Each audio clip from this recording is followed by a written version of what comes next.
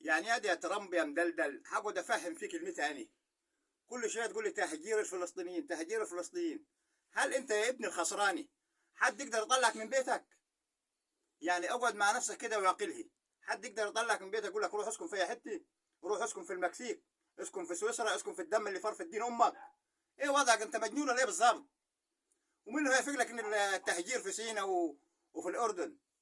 ما تفوقوا يا دول الخليج، يا ابن سلمان. قطر الخليج ما تفوقوا؟ انتوا في غيبوبه ولا ايه؟ انتوا شابونين. اقطعوا عن النفط، ادوا له اسبوع يقطع البترول، اقسم بالله هيركع زي القرد. بس انتوا مش عارف ايه اعملكم، اما اعملكم عمل سفلى على قرموط في مرمي في محيط ولا ايه؟ يا اخي ما تتعبوناش يا اخي. يا راجل فوقوا، ولا المندي والكبسه عمتكم. يا اخي مش بني ادمين اللي اتضربت وماتت كلها واتنيلت.